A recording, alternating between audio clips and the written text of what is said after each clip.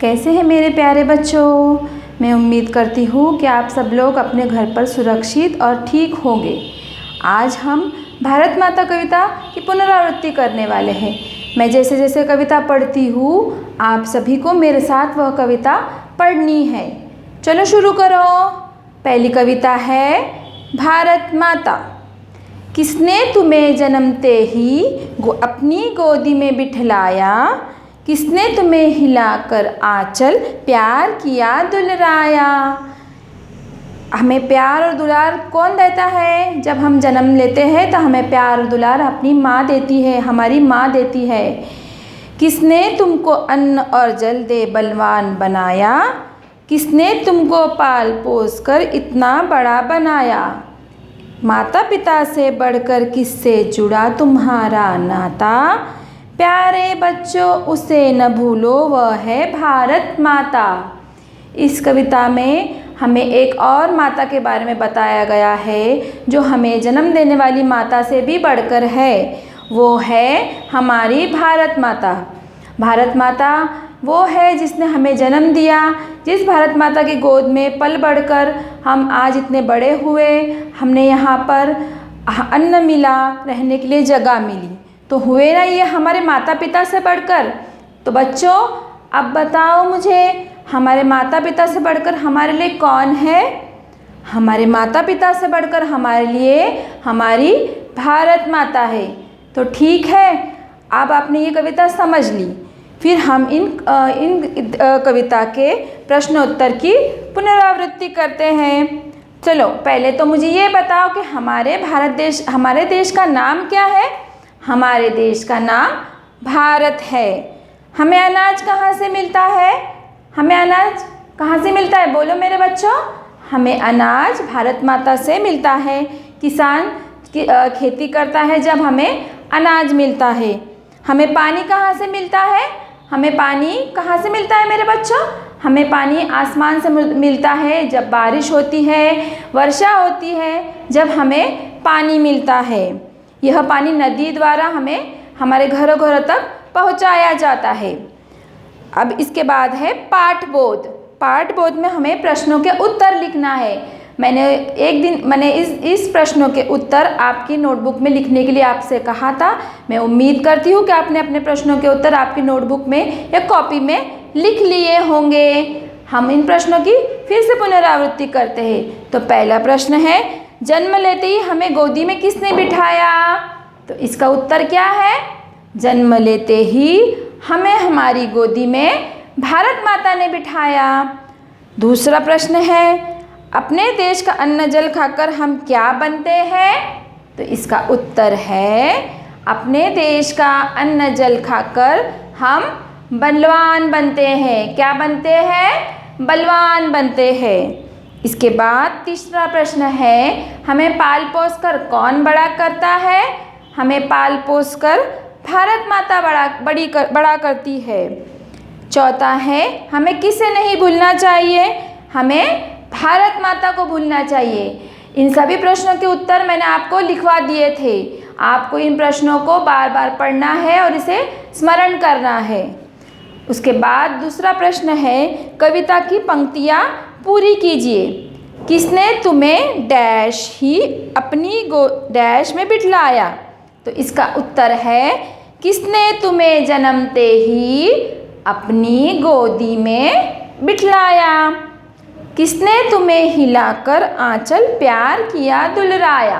तो फिर उसके बाद उसका आंसर क्या है? आंचल और प्यार। उसके बाद तीसरा प्रश्न है, आइए और विचार करें, हाँ अथवा नहीं में उत्तर दीजिए।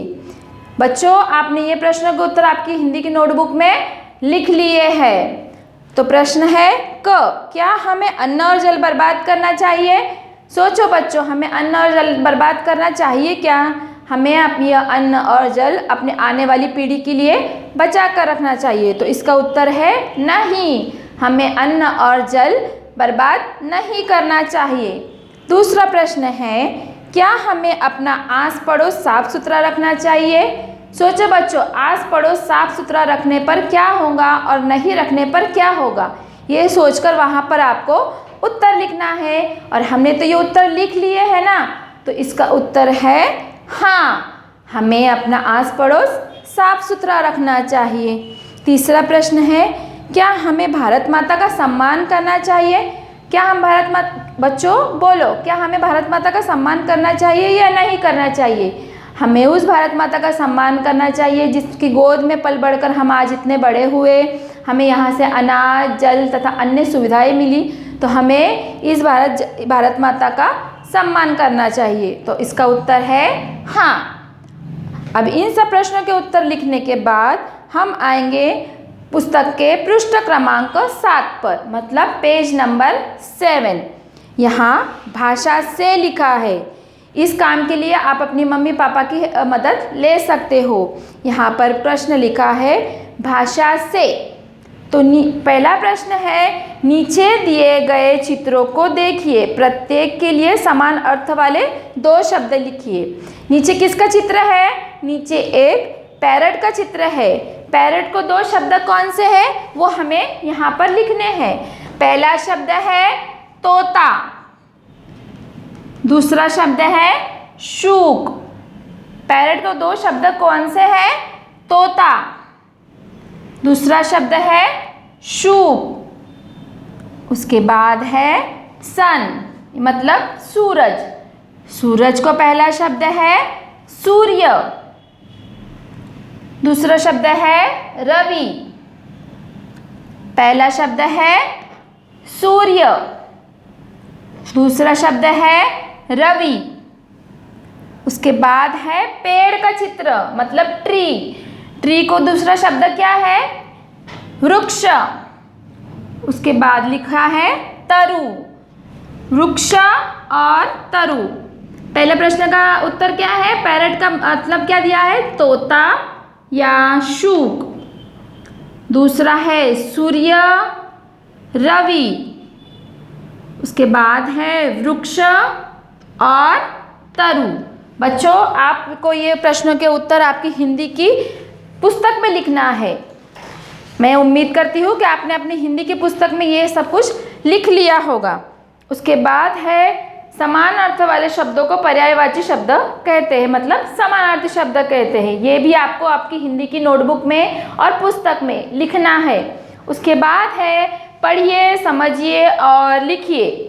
उसमें लिखा है बैठा, तो आपको बैठा वर्ड, बैठा शब्द फिर से लिखना है। उसके बाद है बैठी, बैठे, बैठिए और बैठूंगा। ये 5 शब्द आपको आपकी हिंदी की पुस्तक में भी लिखने हैं और आपकी हिंदी की नोटबुक में भी लिखने हैं। उसके बाद है तीसरा प्रश्न, क्रियाकलाप। क्रियाकलाप में आपको बताना है, अपने मम्मी पापा को बताना है कि आपको आपका देश क्यों अच्छा लगता है। आपको अपने देश की खूबियाँ बतानी है और वो जो कुछ भी आप बातें करेंगे या लिखेंगे वो आपको 5 वाक्यों में बताना है।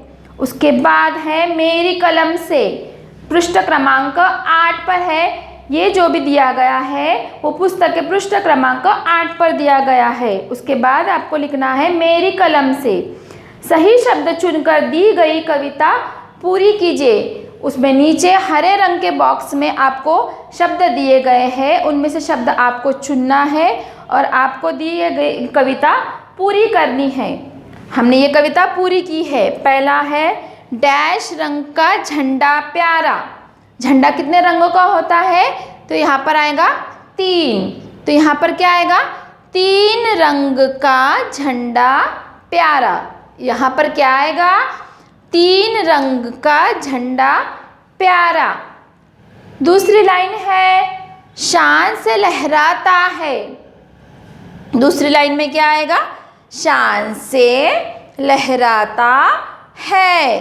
पहली लाइन में क्या था? 3 रंग का झंडा प्यारा, शान से लहराता है। ठीक है, समझ में आ गया ना मेरे बच्चों? उसके बाद है डैश की यह आन है। आन किसकी है? भारत। यह आन किसकी है? भारत। भारत की यह आन है। भारत की यह आन है। उसके बाद है डैश की यह जान है। यह जान किसकी है? यह जान वीरों की है। तो क्या आएगा इधर? भारत की यह आन है, वीरों की यह जान है। हम फिर से पुनरावृत्ति करते हैं। पहले आएगा 3 रंग का झंडा प्यारा, शान से लहराता है, भारत की यह आन है, वीरों की यह जान है। ठीक है बच्चों, आपने ये उत्तर आपकी हिंदी की पुस्तिका में लिख लिए होंगे। उसके बाद हम आते हैं इस लाइन पर। यहाँ पर लिखा है बीच डैश बीच में प्यारे बच्चों। अब यहाँ पर हमें झंडे के बीच में क्या दिखाई देता है? हमें झंडे के बीच में एक चक्र दिखाई देता है। तो यहाँ पर उत्तर हम क्या लिखेंगे? यहाँ पर हम उत्तर लिखेंगे चक्र। चक्र बीच में प्यारे बच्चों, आगे की राह दिखलाता है। राह का मतलब होता है रास्ता। यह चक्र हमें आगे चलने का रास्ता दिखाता है। तो यहाँ पर क्या आएगा? यहाँ पर शब्द आएंगे चक्र बीच में प्यारे बच्चों, आगे की राह दिखलाता है। यहाँ पर क्या आएगा? यहाँ पर शब्द आएगा राह। ठीक है, उसके बाद आएगा डैश नहीं तुम, झुको नहीं तुम, यह हमको सिखलाता है। हमें क्या सिखलाता है? डरो नहीं तुम, झुको नहीं तुम, यह हमको सिखलाता है। सिखलाता है तक ये कविता हमें दी गई है। तो हमें क्या क्या लिखना है? डरो और झुको। उसके बाद हमें लिखना है सिखलाता है। अब मैं कविता फिर से पढ़ती हूँ, आप फिर से एक बार देख लीजिए। यहाँ पर है 3 रंग का झंडा प्यारा, शान से लहराता है, भारत की यह आन है, वीरों की यह जान है। चक्र बीच में प्यारे बच्चों, आगे की राह दिखलाता है, डरो नहीं तुम, झुको नहीं तुम, यह हमको सिखलाता है। मैं ये समझ सकती हूँ कि आपको ये कविता पढ़ने में अच्छी लगेगी और इसके शब्द भी आपको समझ में आ गए होंगे। तो ये आपका हिंदी का होमवर्क है। मैंने आज जो कुछ भी पढ़ाया, पृष्ठ क्रमांक 7 पे के भाषा से, उसमें प्रश्न क्रमांक 1, प्रश्न क्रमांक 2, प्रश्न क्रमांक में अगले पेज पर पृष्ठ क्रमांक 8, उस पे मेरी कलम से सही शब्द चुनकर दी गई कविता पूरी कीजिए। यहाँ तक आपको आपकी हिंदी की पुस्तिका में अगर आपने अभी लिख लिया हो तो ये आपका होमवर्क है कि आपको ये हिंदी की आपकी नोटबुक में भी ये सब कुछ लिखना है।